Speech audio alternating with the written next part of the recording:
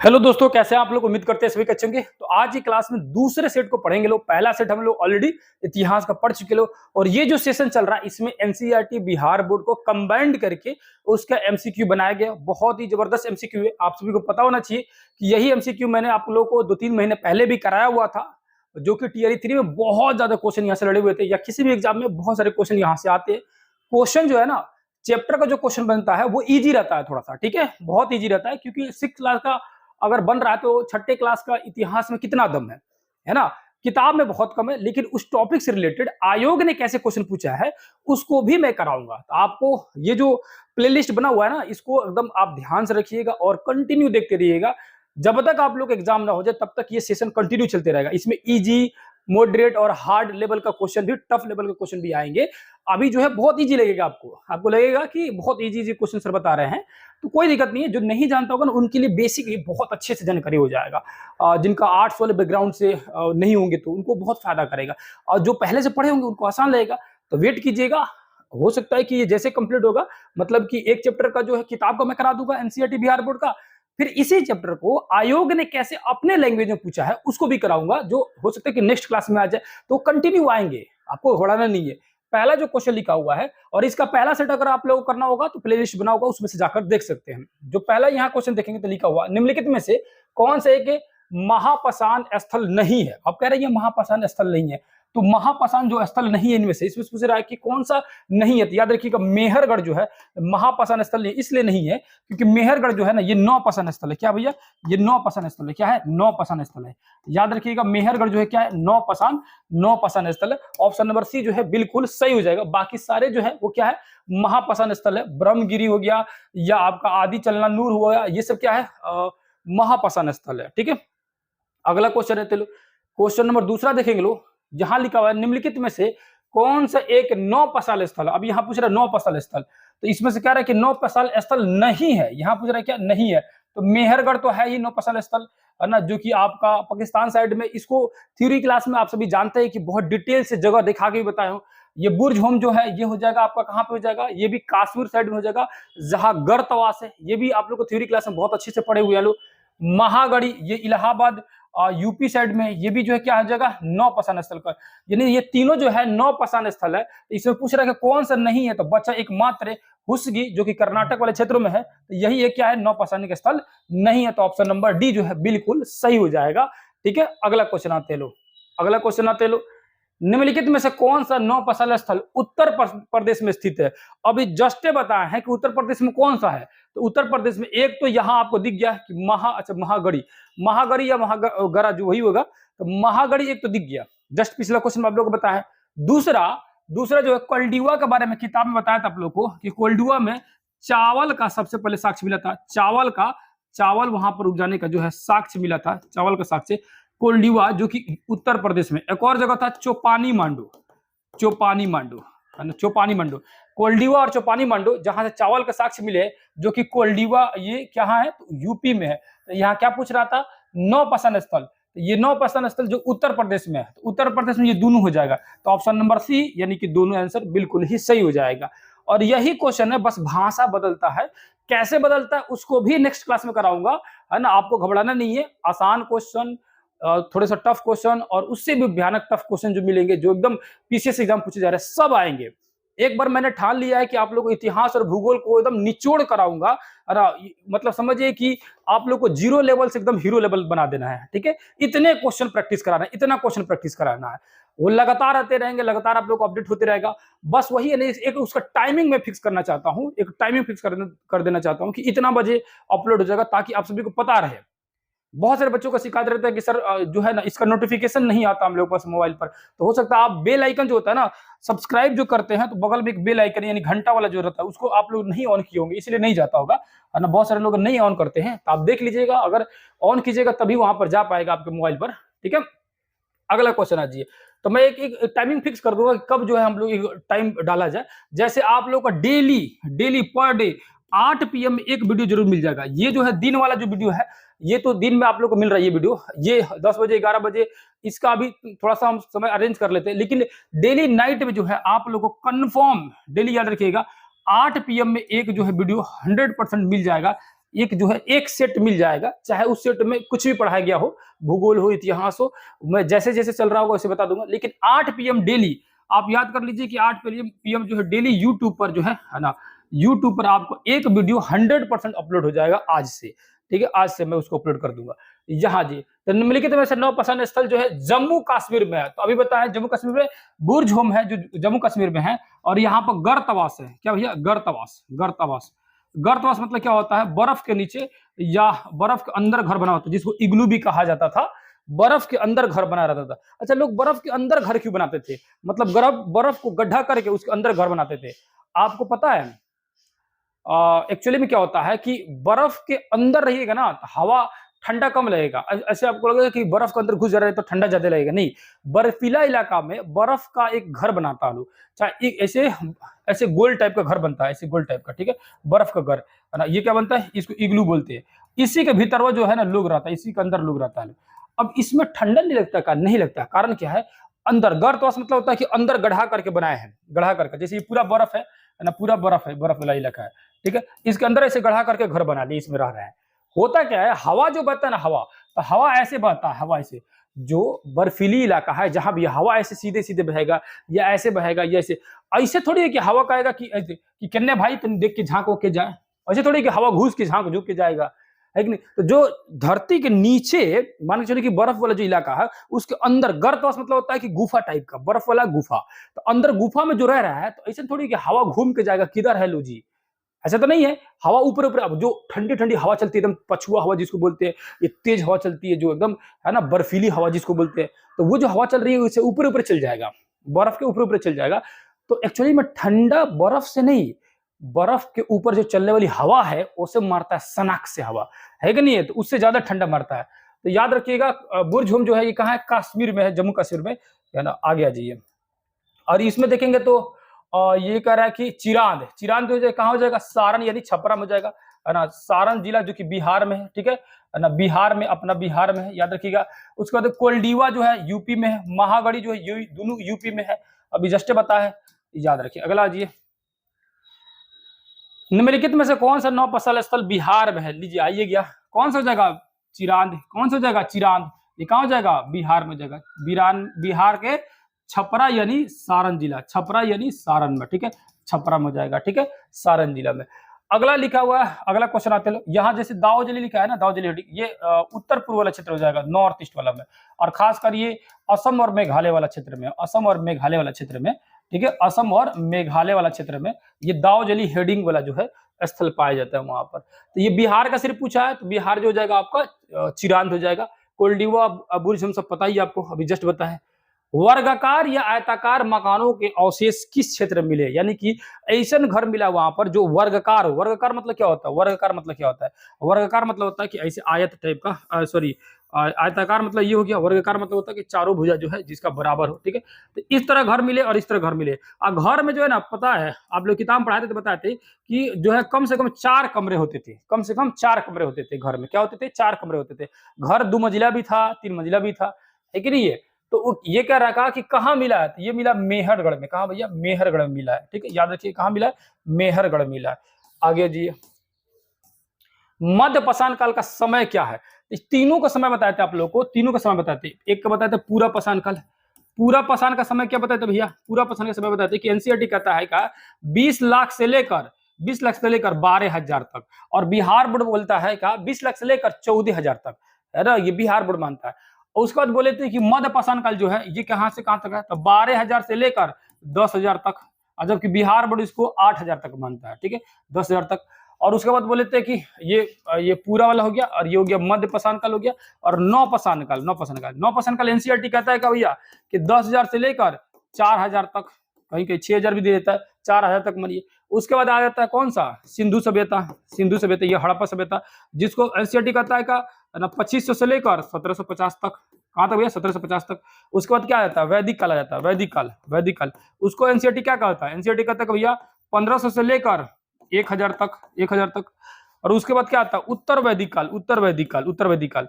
NCERT बोलता है कहा कि 1,000 से लेकर 600 तक, 600 तक, है ना। तो ये इतिहास का कालखंड है ना, जो कि ईसा पूर्व वाली कालखंड है, ईसा पूर्व। इसीलिए देखिए उल्टा चल रहा है, उल्टा चल रहा है, 20 लाख से उल्टे आ रहा है 12,000, 12,000 से 10,000, 10,000 से 4,000, है ना, इस तरह उल्टा आ रहा है। तो ये सब जो है ईसा पूर्व वाले कालखंड है, जो कि इस तरह से इसमें है।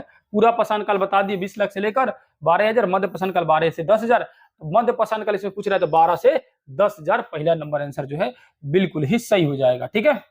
और इसको जो है जो सिंधु सभ्यता बताया है, इसको एनसीईआरटी 2500 ईसा पूर्व ना लिखिए, 4700 साल, 4700 साल, है ना, मतलब कि अगर 2500 देखा जाए, देखिए ध्यान से समझिए एक्चुअली में किया है, 2500 ईसा पूर्व लिखिए, 2500 ईसा पूर्व लिखिए, ईसा पूर्व लिखिए। और यही चीज लिखा है बिहार बोर्ड में, 2500 ईसा पूर्व में लिखिए, 2500 ईसा पूर्व, या इसी को आप लिख सकते हैं 2500 ईसा पूर्व जोड़ 2000 जो अभी चल रहा है 2024, ठीक है।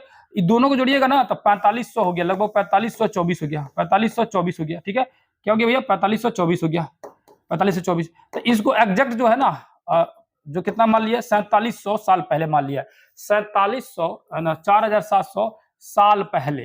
अब सुनते एनसीईआरटी क्या कहता है, सुनिए लो आप लोग। एनसीईआरटी कहता है क्या, ये 2000 जो 24 चला ना, इसको और पीछे को दोनों को ऐड कर देता है, तो उस वो दोनों मिला के कहता है ना, तब 4700 साल पहले हो जाता है। और कहीं के दिया रहता है जो 2024 जो चल रहा है ना, इसको हटा के और पीछे खाली गिनता है, मतलब ईसा पूर्व का, ईसा पूर्व गिनता है। तो सिर्फ ईसा पूर्व में 2500 साल पहले सिंधु घाटी सभ्यता के बारे में पता चला, और दोनों मिला देंगे तो 4700 साल पहले हो जाएगा लगभग। अगला जी, निम्नलिखित में से कौन सा नौपाषाण स्थल असम में है? अभी जस्ट बताया दाऊजली असम में है, ठीक है। दाऊजली, ये तीनों के बारे में बता दिए कौन कहाँ है कि नहीं है। अगला क्वेश्चन है जी, निम्नलिखित में से कौन सा भारतीय उपमहाद्वीप का प्रारंभिक गांव है? तो गांव जैसे देगा ना, तो गांव, तो ये महाराष्ट्र का इनाम गांव, ये एकदम ये रट लीजिएगा, गांव जैसे देगा तो इनाम गांव हो जाएगा, महाराष्ट्र का बहुत इंपॉर्टेंट है, प्रारंभिक गांव ये है इनाम गांव। बाकी सारी चीजें ऑप्शन आपको पता है। निम्नलिखित में से कौन सा नौपाषाण स्थल कर्नाटक में स्थित है? तो कर्नाटक जैसे देगा ना तो याद रखिएगा हल्लूर हो जाएगा, हल्लूर जो हो जाएगा ना ये कर्नाटक में हो जाएगा, दाऊजली असम हो जाएगा, चिरांद बिहार में, पोयमपल्ली तमिलनाडु वाला साइड में चल जाएगा, ठीक है।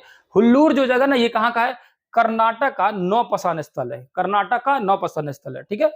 अगला जी, निम्नलिखित में से कौन सा नौपाषाण स्थल तमिलनाडु, अभी जस्ट बताइए, अभी जस्ट बताइए क्वेश्चन को, कौन सा हो जाएगा, ये हो जाएगा आपका कौन सा स्थल हो जाएगा, तो याद रखिएगा पोयमपल्ली हो जाएगा। ये कहाँ हो जाएगा, तो अभी जस्ट बताया असम में हो जाएगा, कहाँ हो जाएगा ये असम में। ये कहाँ हो जाएगा, तो अभी जस्ट बताया बिहार में हो जाएगा। ये कहाँ हो जाएगा, तो ये अभी जस्ट बताया कर्नाटक में हो जाएगा, क्या भैया, कर्नाटक में हो जाएगा। समझ आएगा आप लोगों को ये सब क्या है, तो ये भी याद रखना है कि ये सब नौपाषाण स्थल है, ठीक है। नेक्स्ट देखते हैं लो, निम्नलिखित में से कौन सा एक पूरा पाषाण स्थल नहीं है, पूरा पाषाण स्थल नहीं है। निम्नलिखित में से कौन सा एक जो है कह रहा है कि पूरा पाषाण स्थल नहीं है, मतलब कि पूरा पाषाण नहीं है इसमें से कोई, बाकी सब पूरा पाषाण स्थल है। तो इसमें देखेंगे तो अभी जस्ट देखे हैं, तो इसमें पूरा पाषाण जो स्थल था ये ब्रह्मगिरी जो था, क्या था, मध्य पाषाण स्थल था, क्या था भैया, मध्य पाषाण स्थल था। अभी जस्ट देखे कि मध्य पाषाण में था ये ब्रह्मगिरी, बाकी भीमबेटका, हुस्सगी, कुरनूल की गुफा, ये सब क्या है, पूरा पाषाण स्थल है। तो इसमें से ऑप्शन नंबर डी जो है बिल्कुल ही सही हो जाएगा, पूरा पाषाण स्थल कह रहा है कि नहीं है, ठीक है। अगला क्वेश्चन है जी, आरंभिक मानव भोजन का इंतजार कैसे करते थे, कैसे करते थे, तो वो करते थे कैसे, जंगली जानवरों का शिकार करके, मतलब कह रहे कि भोजन का इंतजाम आप कैसे करते थे, भोजन का इंतजाम पहले के लोग कैसे करते थे। तो उपयुक्त में से सभी, सरकारी आंसर जो है, सरकारी आंसर उपयुक्त में से सभी हो जाएगा। ये जानवरों को शिकार करके, मछली चिड़िया को पकड़ के, पौधे पत्तियों को इकट्ठा करके, यही सब चीज से भोजन को इकट्ठा करते थे। वह व्यक्ति जो उपमहाद्वीप में 20 लाख साल पहले रहा करते थे वो क्या कहलाते थे, यानी 20 लाख साल पहले जो रहा करते थे उन्हें आखेटक, खाद्य संग्राहक, यानी कि एक तरह से बोला जाए तो आखेटक मतलब होता है कि शिकार करने वाला, शिकार करके जीने वाला। आखेटक आपको बोले थे पहिलका चैप्टर के पहिलके पेज में दिया है, आखेटक मतलब होता है शिकारी और आखेट मतलब होता है शिकार। यहां क्वेश्चन देखेंगे, गड्ढे के नीचे घर बनाकर रहने वाले को क्या कहा जाता है, जस्ट बताया है शुरुआत में पहले क्वेश्चन में, गड्ढे के नीचे घर बनाकर रहने तो गर्तवास। और ये गर्तवास कहाँ मिला है, तो कहाँ मिला भैया, बुर्ज होम में मिला है ना। बुर्ज होम जो है कहाँ भैया, तो कश्मीर में है, जम्मू कश्मीर के वाले क्षेत्र में है, ठीक है, याद रखिएगा। अगला क्वेश्चन है जी, पशुओं के पालतू बनाने की शुरुआत जो है कब से हुई, तो देखिए पशुओं को पालतू बनाने की शुरुआत है एक्चुअली में मध्य पाषाण काल से ही शुरू हो गया था, यानी 12,000 साल पहले से जो है ये मध्य पाषाण काल से ही शुरू हो गया था, जब मध्य पाषाण काल जब शुरू हुआ तो उसी समय से पशु को जो क्या है पालतू बनाया जाने लगा, याद रखिए उसी समय से पालतू थे पशु। बाकी जो लिखा हुआ ये 8000 साल पहले, ये तो 8000 साल पहले अगर देखा जाए तो ये जो है ना मेहरगढ़ जो कि पाकिस्तान के ना बलूचिस्तान वाला जो क्षेत्र है, जहां पर सुलेमान और किरथर पहाड़ियां है, आपको बताया था कि 2 पहाड़ी है, उसके बीच में एक जगह है मेहरगढ़, वहां पर जौ और गेहूं की अगर देखिए दोनों में से पूछता ना कि सबसे पहले दोनों में से कौन था, जौ आता है। एक बार क्वेश्चन पूछा था एमपीपीसीएस में कि निम्न में से सबसे पहले कौन सी फसल उगाई गई थी, गेहूं या जौ? अगर दोनों दे देता ऑप्शन नंबर ए और दोनों सही है तो गेहूं जो दोनों देता, लेकिन ए वो पूछ रहा था जौ, याद रखिएगा, ठीक है। अब ये जो मेहरगढ़ जल है ना, यहाँ पर ये मेहरगढ़ जगह जो है, यहाँ पर 8000 साल पहले खेती हुआ था और इसी 8000 साल को बिहार बोर्ड कहता है कि 6000 ईसा पूर्व। अभी जस्ट बोले ईसा पूर्व बोलिएगा तो 2024 उसमें माइनस कर दीजिएगा, तो इसमें से 2000 ये जो 24 वाला साल है इसको घटाइएगा तो लगभग 6000 ईसा पूर्व आ जाएगा, यानी ईसा पूर्व में 6000 ईसा पूर्व और इधर दोनों मिला दे तो 8000 साल पहले का, ठीक है। अगला क्वेश्चन आजिए, पूरा पाषाण काल का समय कितना से कितना तक? तो पूरा पाषाण काल का समय जो है 20 लाख से लेकर 12,000 तक है पूरा पाषाण काल, ठीक है। और 47 साल तो ये तो सिंधु घाटी सभ्यता है, तो याद रखिएगा 20 लाख से लेकर 12,000 साल तक का समय जो है पूरा पाषाण काल कहलाता है। और अभी जस्ट तीनों काल को बताए हैं आप लोगों को। कहाँ के लोग गड्ढे के नीचे घर बना कर रहते थे? तो ये बुर्ज होम के लोग, जिसको गर्तवास कहा जाता था, गर्तवास, और ये जम्मू कश्मीर में है, ठीक है, कश्मीर वाले एरिया में खासकर, और भारत के लोग खासकर। शैल चित्र कहाँ मिले? शैल चित्र मतलब होता है कि शैल मतलब होता है पत्थर, पत्थर पर बना हुआ चित्र। और पत्थर पे ये चित्र कैसे बनाते थे? आपको बताया थे कि किताब में दिया, एनसीईआरटी में दिया हुआ था कि शैल चित्र जो बनाते थे कैसे, आयरन जो आयरन जो सॉरी लोहे का जो एस्क पाया जाता है, लोहे का यानी आयरन का जो एस्क, लोहे का अयस्क पाया जाता है, जिसको बोलते हैं कि 4 प्रकार का होता है, हेमेटाइट, मैग्नेटाइट, सिडराइट, लेमोनाइट। और ट्रिक से भी याद कराते हैं कि हेमाटाइट से याद रखिए कि हेमाटाइट यानी हेड, और हेड पर मारिएगा तो चोट लगेगा तो खून निकलने लगेगा यानी लाल हो जाएगा। तो ह से हेमाटाइट, ह से हेड, और हेड हो जाएगा लाल यानी हेमाटाइट होता है लाल कलर का। उसका तो बोले थे हेमाटाइट। मैग्नेटाइट बोले थे कि आप ट्रक के पीछे देखिएगा तो लिखा रहता है कि बुरी नजर वाले तेरा मुंह काला, तो उसमें मुंह से आप याद रखिएगा मन काला, तो मन से क्या याद रखिएगा, मन से मैग्नेटाइट। मैग्नेटाइट काले कलर का होता है, यानी मन काला यानी मैग्नेटाइट काले कलर का होता है। उसका तो बोले थे कि लेमोनाइट। तीसरा होता है क्या, लेमोनाइट, यानी हेमेटाइट, मैग्नेटाइट, लेमोनाइट, सिडेराइट। तो लेमोनाइट को बोले थे कि लेमो का लेमन याद कर लीजिए। लेमन किस कलर का होता है, यानी लेमन मतलब नींबू, पीले कलर का होता है। तो लेमोनाइट जो एस्क होता है लोहे का, वो पीला कलर का होता है। और लास्ट में सीडेराइट जो होता है ना, वो सीड यानी बीज की तरह ब्राउन कलर होता है, भूरे कलर का होता है। तो सीडेराइट यानी भूरे कलर वाला अयस्क है, लोहे का अयस्क है। तो लोहे का अयस्क जो होता है ना, ये चारों कलर होता है, इन्हीं अयस्कों से है ना कलर करते थे किस पे, चट्टानों पर। शैल चित्र जिसको बोला जाता है, शैल मतलब होता है पत्थर, चित्र मतलब पत्थर पर चित्र बनाना। तो ये ज्यादातर मध्य प्रदेश और दक्षिण उत्तर प्रदेश की गुफाओं में खूब हुआ है। मध्य प्रदेश में बहुत सारे ऐसे गुफा मिले हैं, भीमबेटका है ना, बहुत सारी गुफाएं मिली है जहां पर शैल चित्र खूब मिले हैं। लोगों द्वारा पौधे उगाने और जानवरों की देखभाल करने को क्या नाम दिया गया? तो जब जानवर ये सब करने लगे तो इसको बोला गया बसने की प्रक्रिया, मतलब कि जहां स्थायी रूप से खेती करने लगे तो बसने की प्रक्रिया जो है आरंभ हो गया। लोग पर्वतीय गुफाओं में रहते थे जहां उन्हें किससे राहत मिलता था? तो उन्हें बारिश से भी मिल जाता था राहत, धूप से, हवाओं से, यानी सरकारी आंसर उपयुक्त में से सभी हो जाएगा। इन सभी से उन्हें क्या मिल जाता था? राहत मिल जाता था। अगला, भारत में शुतुरमुर्ग किस युग के होते हैं? तो शुतुरमुर्ग जो है ना बहुत पुराना पक्षी है, ये पूरा पाषाण काल से ही ये देखते आ रहे हैं लोग शुतुरमुर्ग को। और मतलब शुतुरमुर्ग जो है ना आज से नहीं, पूरा पाषाण काल स्थल का ही सबसे पुराना पक्षी है। इससे भी एक बड़ा पक्षी होता था डोडो पक्षी, है ना, डोडो पक्षी। किताबों में एनसीईआरटी के हिसाब में लिखा हुआ है कि उसको लोग मार मार के खा जाते थे, चिकन की तरह लगता था, इसीलिए लोग उसको मार मार के खा जाते थे लोग, इसलिए उसकी आबादी खत्म हो गया। डोडो पक्षी का बड़ा होता था, शुतुरमुर्ग से भी बड़ा। आरंभिक मानव के औजार किससे बने होते थे? तो शुरुआत में पत्थर के बने रहते थे, बाद में जो है आपका लकड़ी का भी बनने लगा, हड्डी का भी बनने लगा, यानी सरकारी आंसर में से डी हो जाएगा। ठीक है, अगला आंसर, अगला क्वेश्चन, पूरा पाषाण काल का समय क्या माना जाता है? तो पूरा पाषाण काल का समय अभी बताया 20 लाख से लेकर 12,000 साल पहले के दौरान को क्या कहा जाता है? पूरा पाषाण कहा जाता है। और 12,000 से 10,000 जो लिखा है इसको क्या कहेंगे? तो मध्य पाषाण काल कहेंगे। और 10,000 से लेकर 5,000 लिखा है तो इसको नौ पाषाण काल कहेंगे, है ना। अगला जी, नौपाषाण युग का आरंभ कब हुआ था? नौपाषाण काल का युग जो है ये जो हुआ आपका 10,000 साल पहले से हुआ था। नौपाषाण काल युग का आरंभ जो है यानी 10,000 से लेकर 5,000 के बीच के जो पाषाण काल है उसको नौपाषाण काल युग कहा जाता है। पाषाण औजार बनाने की तकनीक क्या नहीं थी? तो क्या नहीं थी तो याद रखिएगा उसमें क्या तकनीक नहीं थी, तो पत्थर से मिश्र धातु बनाने का ये तकनीक नहीं था, ये मिश्र। बाकी पत्थर से पत्थर बना देते थे, दबाव सल्क तकनीक जो था ये इनमें से कोई नहीं तो होगा नहीं। ये मिश्र धातु नहीं बना पाते थे, पत्थर से मिश्र धातु बनाने का तकनीक नहीं था। अगला है मानव इतिहास की लगभग 99% कहानी किस काल की है? तो सबसे ज्यादा जो कहानी है ना वो पूरा पाषाण काल का है, क्योंकि देख रहे हैं 20 लाख से लेकर और 12,000 तक एक काल चल रहा है, 20 लाख से लेकर 12,000 काल तक, तो ये बहुत ही लंबा काल चल रहा है। तो सबसे ज्यादा जो कालखंड गुजरा है वो किस में गुजरा है? पूरा पाषाण काल में गुजरा है। हो गया। अगला क्वेश्चन है जी, किस गुफा में राख के अवशेष मिले? और ये जो क्वेश्चन जो है आपका पूछा जा चुका है, बस इसका भाषा मतलब होता है लेकिन ये क्वेश्चन पूछा जा है। राख के जो अवशेष मिले वो कहां से मिले? तो याद रखिएगा कुरनूल की गुफाओं से राख के अवशेष मिले, कर्नाटक में है कुरनूल की गुफा है, वहां से राख की क्या मिले? अवशेष मिले हैं, राख के सबूत मिले हैं। ठीक है। मध्य पाषाण युग के पाषाण पत्थर के औजार कैसे होते थे? तो पत्थर के औजार जो है मध्य पाषाण काल युग में, मध्य पाषाण काल में ये जो है ना मध्यम आकार के हो गए थे, बड़े आकार के तो पूरा पाषाण काल में थे, पूरा पाषाण काल में, और बहुत छोटे हो गए थे किसमें? नौ पाषाण काल में, लेकिन मध्यम आकार के जो थे ये मध्य काल में थे। यानी पत्थर जो था ना, पत्थर का जो हथियार था इसका भी डिजाइन बदलते रहा था। नौ पाषाण काल में एकदम शार्प हो गया था, उससे पुराना जो था थोड़ा सा मोटा था, और सबसे पुराना एकदम मोटे मोटे पत्थर के हथियार होते थे, भद्दे होते थे। औजारों का उपयोग किस लिए किया जाता था? तो इसमें से सभी हो जाएगा सरकारी आंसर। पेड़ के छाल उतारने के लिए, हड्डी और मांस को काटने के लिए, फल फूल कोड़ने के लिए या काटने के लिए, जो भी हो, तो उपयुक्त में से सभी जो है सरकारी आंसर, उपयुक्त में से सभी ऑप्शन नंबर डी जो है बिल्कुल सही हो जाएगा।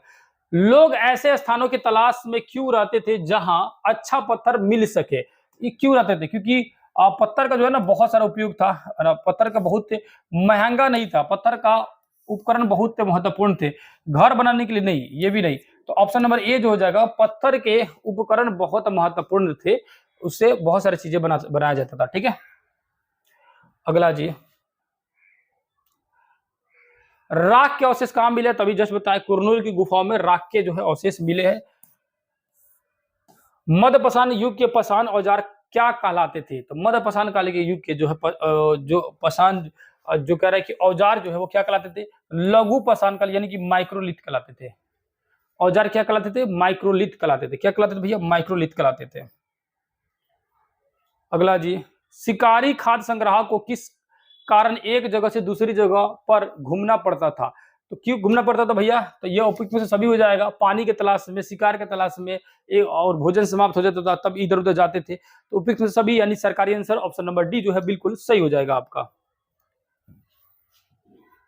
मेहरगढ़ में बस्ती जो आरंभ हुई थी, मेहरगढ़ जो है कई बार आप लोग बताया कि मेहरगढ़ जो है कहाँ पे है, तो याद रखिएगा मेहरगढ़ जो है, मेहरगढ़ है ना, ये वाला जो एरिया है, ये वाला जो एरिया है, यहाँ जो पाकिस्तान है, यहाँ पर एक पहाड़ी है, बोले थे कि कौन सी पहाड़ी? सुलेमान पहाड़ी, और वहाँ पर एक किरथर पहाड़ी है, इसी के मध्य वाला जो जगह है वो जगह है मेहरगढ़। और यहाँ पर 8,000 साल पहले खेती हुआ था, क्या चीज का? है ना, गेहूं और जौ का, गेहूं प्लस जौ का खेती हुआ था, याद रखिएगा। सबसे पहले हुआ था जौ का, तब गेहूं का भी हुआ था। ठीक है, याद रखिए इस सभी जगहों पर बहुत इंपॉर्टेंट है मेहरगढ़।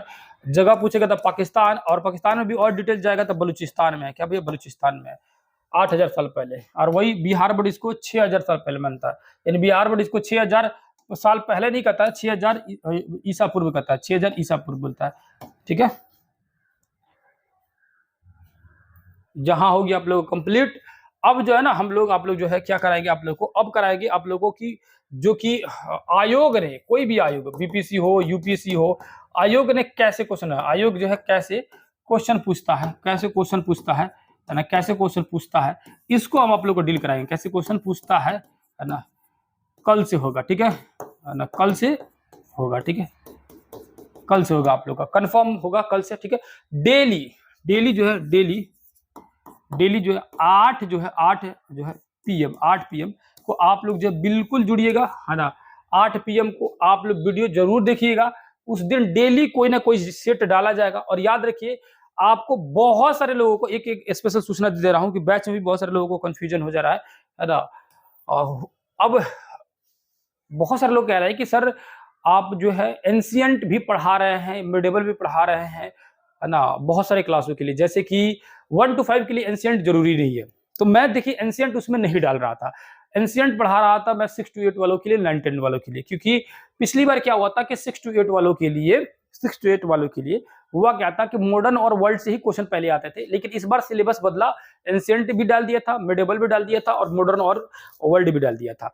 तो 1 to 5 में अभी तक नहीं पूछा हुआ है, एंशिएंट और मिडेबल अब अभी तक नहीं आया हुआ है, तो याद रखिएगा अभी तक नहीं आया हुआ। लेकिन हालांकि क्या है कि मैंने जानबूझ के इसलिए कराना शुरू किया क्योंकि आपने डिमांड किया। आप लोगों को नहीं पता है, बैचेज में जितने भी लोग हैं, बहुत सारे लोगों ने कॉल किया कि सर कि क्या गारंटी है कि कहीं इस बार 1 to 5 में भी एंशिएंट और मिडेबल से आ जाए। मैं बोला भी कि ऐसा कुछ जरूरी नहीं है कि आएगा, नहीं संभावना है। तो फिर वही बात कि इसके 6 to 8 में भी तो संभावना नहीं थी, लेकिन आया था, है ना, आया था एंशिएंट में से, मिडेबल में से, तो इसमें क्यों नहीं आ सकता है ना, इसमें क्यों नहीं आ सकता है। 6 to 8 में सिर्फ बोला गया था कि जो है इंडियन नेशनल मूवमेंट, INM पढ़ लीजिए और वर्ल्ड पढ़ लीजिए, एकदम हो जाएगा, विश्व पढ़ लीजिए, हो जाएगा आपका उसमें क्वेश्चन। लेकिन एंशिएंट और मिडेबल से खूब क्वेश्चन आए थे, अच्छा खासा क्वेश्चन आ गया था। तो 1 to 5 में आए ना आए अभी तो कुछ पता नहीं है। हमने क्या किया, आप सभी के रिक्वेस्ट पर कि सर हम लोग को भी वो वीडियो प्रोवाइड करा दीजिए, रहेगा तो ऐसा थोड़ी कि दिक्कत थोड़ी होगा, देख लेंगे लोग, समय काफी है, दिसंबर तक हो सकता है कि नवंबर लास्ट तक एग्जाम हो या दिसंबर तक हो, तो अभी समय है। तो मेरा भी यही सुझाव था कि ठीक है, हम वीडियो जो है अपलोड कर देते हैं, आप लोग को भी बैच में डाल देते हैं। आप लोग भी क्या कीजिएगा, उसको एंशिएंट से यानी 6 to 10 पूरा कंप्लीट एनसीईआरटी बिहार बोर्ड पढ़िए, एक बार जरूर देख लीजिए, पढ़ लीजिएगा, है ना। आपकी इच्छा है, मेरे कहने का मतलब था कि आपको मन करेगा तो देख लीजिएगा, जिनको देखने का होगा, जिनको लग रहा होगा नहीं नहीं कोई दिक्कत नहीं है, सिर्फ मॉडर्न से आएगा, तो वो जब मॉडर्न जैसे ही स्टार्ट होगा तो मॉडर्न से आप लोग मतलब 8 क्लास से आप लोग सीरियस होकर बढ़िया से देखने लगेगा। हालांकि समय होगा तो इसको भी देख लीजिएगा, तो कोई हर्ज नहीं है, आपको फायदा ही करेगा, ठीक है। और ये जो प्रैक्टिस सेट चल रहा है, बहुत सारे लोगों को लगता है कि ये तो आधुनिक जब चलेगा ना तब हम करेंगे, है ना। तो यही मैं बोल रहा हूं कि यही गलती 6 to 8 वाले पिछली बार किए थे, जिसकी वजह से कुछ क्वेश्चन छूट गया था। 8-10 क्वेश्चन जो है एंशिएंट और मिडेबल के जो आए थे वो छूट गए थे बहुत सारे लोगों को, क्योंकि उन्होंने ध्यान ही नहीं दिया, क्योंकि था ही नहीं सिलेबस में। हमने भी बोला था कि नहीं आएगा एंशिएंट में, इसलिए बोल रहा हूं कि इस बार जो है स्टेटमेंट बदला जा रहा है। इस बार मैं कह रहा हूं क्या कि कुछ भी पूछ सकता है, आपको अगर सेफ चलना है, समय बहुत है, तो एंशिएंट हमको लग रहा है कि 1 हफ्ते में और मिडेबल 10 दिन में कंप्लीट हो जाएगा, 8-10 क्लास में कंप्लीट पूरी तरह से, कुछ ज्यादा उसमें थोड़ी है, बहुत आसानी से समझ लेना है उसको, कहानी की तरह। 6 क्लास का ज्योग्राफी आप लोगों का खत्म हो चुका है, 1-2 चैप्टर जो बचे बिहार सिर्फ, उसको मैं बोल चुका हूं कि एक स्पेशल सेपरेट पढ़ाता हूं बहुत अच्छे से।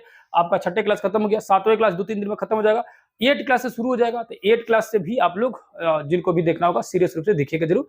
और हाँ, अब तक जो है लोग नहीं जुड़े होंगे, तो आप लोग को पता है जो हम लोग का जो एप्लीकेशन है ASC अकाडमी, जो है ASC अकाडमी, इस पे जो है ना अकाडमी, इस पे जो है आप क्या कर सकते हैं, है ना, यहाँ से आप डाउनलोड करके प्ले स्टोर से इसमें ज्वाइन कर सकते हैं। लिंक आप लोगों को कमेंट बॉक्स में डाल दूंगा, वहां से जाकर ज्वाइन कर लीजिएगा, मन करेगा तो क्लास परचेज कर सकते हैं, है ना। और ऑफर 2 बार दे चुका हूँ, ऑफर का अभी कोई सूचना नहीं है, क्योंकि हमारे ऊपर भी कुछ चीजें रहती है, तो डायरेक्ट हर बार ऑफर दे पाना संभव नहीं रहता है।